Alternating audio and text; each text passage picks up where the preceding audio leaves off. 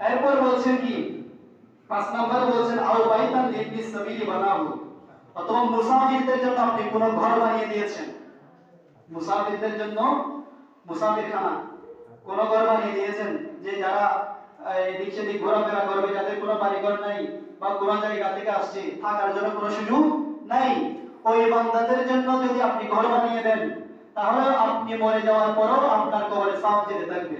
সুবহানাল্লাহ। মারা যাওয়ার পরও কি যাবে? সওয়াব যাবে। এরপর কি বলছেন নবীজি আও নাহারান আজরাম, অথবা আপনি একটা নালা কেটে দিয়েছেন, নালা, ক্ষেত কামান করে না মানুষ, ক্ষেতের পাশে নালা কেটে দিয়েছেন, অথবা ক্ষেতের পাশে একটা ছোট নদী আছে, যে নদীর মধ্যে পানি আসার জন্য প্রতিবন্ধকতা সৃষ্টি হয়েছে, আপনি কি করলেন, যে কারণে পানি আসতেছে না সেই কারণগুলোকে আপনি দেখে ওগুলা সংস্কার করে দিলেন, এখন নদী থেকে আসতেছে, পানি আসতেছে, ওইখান থেকে পানি নিয়ে বান্দারা তাদের চাষাবাদ করতেছে, এই চাষাবাদ করার জন্য আপনি যে ব্যবস্থা করে দিয়েছেন, এটার কারণেও আপনি মরে যাওয়ার পরেও আপনার কবরে সওয়াব পৌঁছতে থাকবে। সুবহানাল্লাহ।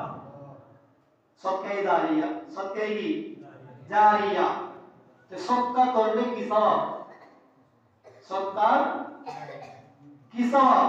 হাদিসে পাকের মধ্যে এসেছে, নবীজি বলেছেন as-সাদকাতু তুতফিউল খাতিয়া কামা ইউতফিউন নারা আল মাউ, বলেছেন যে আগুনের মধ্যে যদি পানি দেন আগুন জ্বলবে? আর আগুনের মধ্যে পানি দিলেন আগুন থাকবে?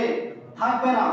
নবীজি বলেছেন আগুনের মধ্যে পানি দিলে যেভাবে আগুন নিভে যায়, অনুরূপ ভাবে বান্দা যখন সদকা করবে, ওই সদকার মাধ্যমে বান্দার সমস্ত পাপকে আল্লাহ মোচন করে দেবেন।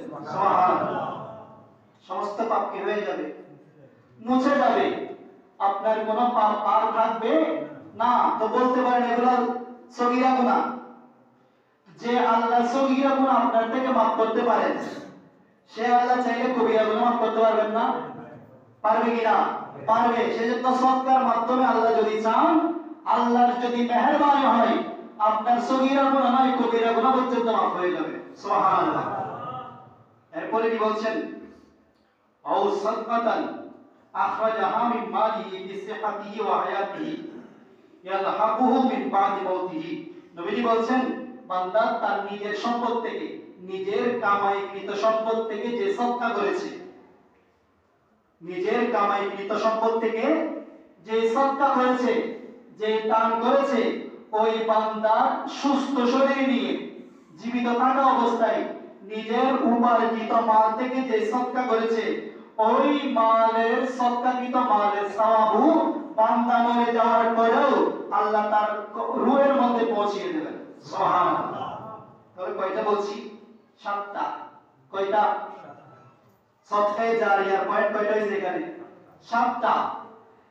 এখান থেকে